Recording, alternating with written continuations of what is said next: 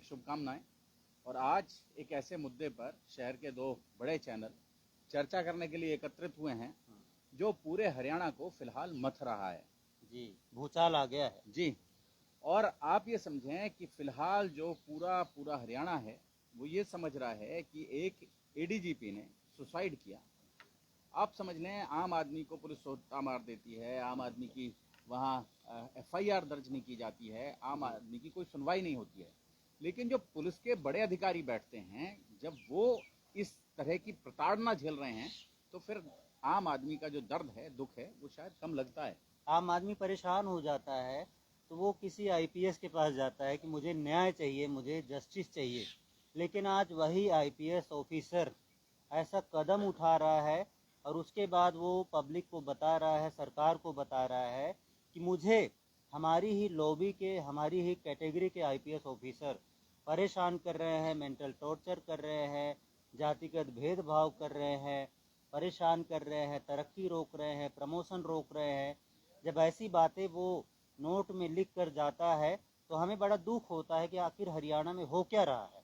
तो आज इसी मुद्दे पर चर्चा करने के लिए हम लोग यहाँ पर बैठे हैं, क्योंकि इस वक्त हरियाणा की राजनीति में जो भूचाल आया हुआ है उसकी चर्चा पूरे देश में हो रही है।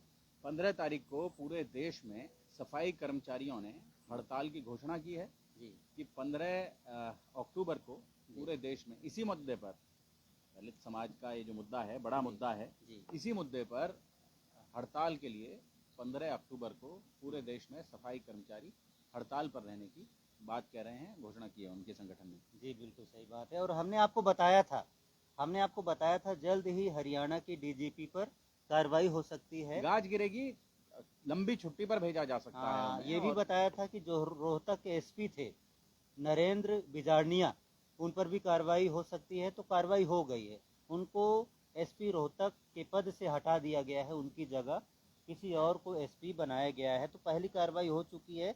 जो हमने बताया था कि दूसरी कार्रवाई हरियाणा डीजीपी शत्रुजीत कपूर पर होगी, उनको भी पद से हटाया जाएगा। तो अब हमें इंतजार है उन पर कार्रवाई कब होती है। हमने जो सुना है सुरेंद्र सिंह भोरिया आईपीएस हैं, उनको एसपी रोहतक अपॉइंट किया गया है। बिल्कुल जी, लेटर हमारे पास आ चुका है। अब लेटर का इंतजार है कि कब हरियाणा के डीजीपी शत्रुजीत कपूर को हटाया जाएगा, क्योंकि जो एफआईआर है उसमें चर्चा ये है कि चिट्ठी तो तैयार हो गई है, जी, दस्तखत होने की देर है। जी जी, अब बस इंतजार हो रहा है कि किसी तरह से, क्योंकि जिस तरह से विपक्षी दल सड़क पर उतर आए हैं इसको लेकर, जी, और ये मुद्दा बिहार के चुनावों में भी बड़ा बवाल खड़ा कर सकता है। जी बिल्कुल। इसलिए संभावना है कि आज अभी दो या 3 घंटे में आपको ये खबर मिल जाए कि डीजीपी को, शत्रुजीत कपूर को, उनके पद से मुक्त कर दिया गया है। बिल्कुल, उन्हें लंबी छुट्टी पर भेज दिया गया है।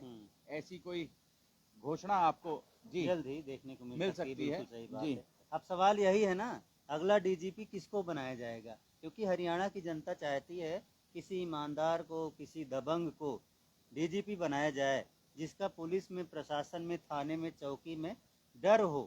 कई बार ऐसा होता है, आजकल देख रहे होंगे, कोई डर नहीं है, पब्लिक को न्याय नहीं मिल रहा, मुकदमा दर्ज नहीं होता, अरेस्टिंग नहीं होती समय से, ये सब चीजें आजकल चल रही हैं, तो डर नहीं है फिलहाल। तो इनको हटाए जाने के बाद चर्चा थी कि ओपी सिंह जो डीजीपी हैं जी, मतलब डीजीपी लेवल के ऑफिसर आप समझें, थोड़ा सा समझें, डीजीपी स्तर के अधिकारी जी, जिनमें से आमतौर पर जो शब्द डीजीपी सुनते हैं वो डीजीपी एडमिन होता है। जी, जिसको प्रशासन का कार्य दिया जाता है, प्रशासनिक, जिसके हाथ में तबादले होते हैं, पुलिस अधिकारियों की पोस्टिंग होती है, उसको डीजीपी एडमिन कहते हैं और उसी को आमतौर पर आम भाषा में डीजीपी कहा जाता है। जी।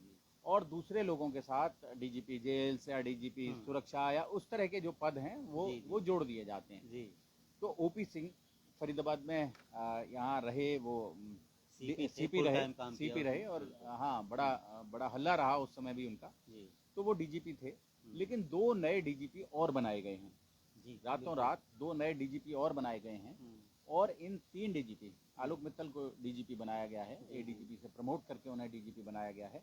एक चावला, हरसिंदर चावला जी को, उनको भी बनाया गया। और ये तीनों अधिकारी फरीदाबाद में काम करके जा चुके हैं जी। लेकिन जो ओपी सिंह जी का जो कार्यकाल रहा वो बड़ा विस्फोटक रहा, उस समय भी उन्होंने काम किया। उस टाइम डर होता था पुलिस थानों में, चौकियों में, कि कहीं ओपी सिंह जी का फोन ना आ जाए, कहीं डांट ना सुनने को मिल जाए।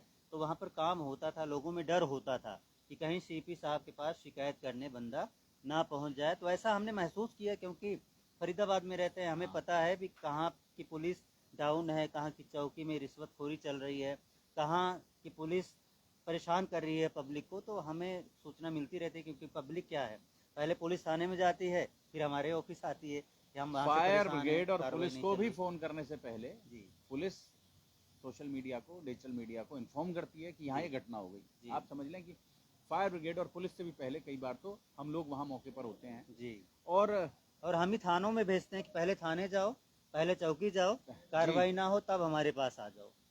लोग एक पहले थाने चौकी एक में और जाते हैं, बात फिर हमारे पास एक आते और हैं। बात आलोक मित्तल यहाँ एसपी रहे, फरीदाबाद में एसपी रहे, जी। उनका भी नाम चल रहा है हम्म। कि उन्हें भी डीजीपी बनाया जा सकता है। डीजीपी एडमिन, जी जी डीजीपी तो बना दिया गया है उन्हें, लेकिन उनको डीजीपी एडमिन का जो पदभार है वो भी दिया जा सकता है। जी जी जी। और फरीदाबाद, आपकी जानकारी के लिए बता दूं, ये तीनों अधिकारी, जिन तीनों अधिकारियों के नाम चल रहे हैं, ये तीनों अधिकारी फरीदाबाद में अपनी सेवाएं दे चुके हैं। अगर आप इनके कार्यकाल को जानते हैं, पहचानते हैं, तो आप लोग भी कमेंट बॉक्स में लिख सकते हैं कि आपको कौन चाहिए डीजीपी के रूप में। ओपी सिंह चाहिए, हरसिंदर सिंह जी चाहिए, चावला जी, या आलोक मित्तल जी चाहिए जो सीआईडी चीफ रहे हैं।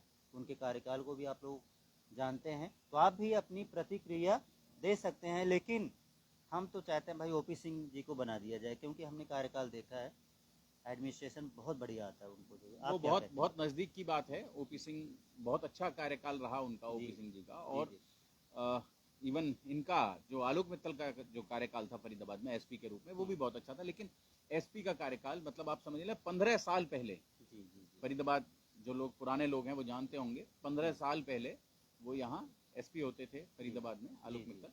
जी। और एस चावला भी यहाँ फरीदाबाद में अपनी सेवाएं दे चुके हैं, ज्वाइंट कमिश्नर के जी, रूप में थे बिल्कुल, फरीदाबाद में। बिल्कुल, बिल्कुल। और तीनों का कार्यकाल सबने देखा है। और ऐसा समझें कि आप, चर्चा जो है, आमतौर पर चर्चा जो है कि वो नए डीजीपी की इस समय पूरी तैयारी चल रही तैयारी है, चल रही है, इंतजार हो रहा है कि किसको बनाया जाएगा। किसको बनाया जाए। और अगर नहीं बदले जाते तो मुझे लगता है जल्द ही प्रदर्शन शुरू हो जाएंगे, क्योंकि कांग्रेस के राहुल ऑलरेडी गांधी हो ने चुके ट्वीट हैं, कर दिया है, ऑलरेडी प्रदर्शन हो अरविंद चुके हैं। केजरीवाल ने ट्वीट कर दिया है, चिराग विपक्ष पासवान ने, विपक्ष सबने इस ट्वीट मुद्दे कर दिया पर, है। मुद्दा बिल्कुल। इतना गर्म है, विपक्ष इस मुद्दे पर, असल में हुआ क्या है, दो घटनाएं लगातार साथ साथ हुई हैं। जी एक तो चीफ जस्टिस ऑफ इंडिया पर जूता फेंका गया, जी जी जी, ये, बिल्कुल।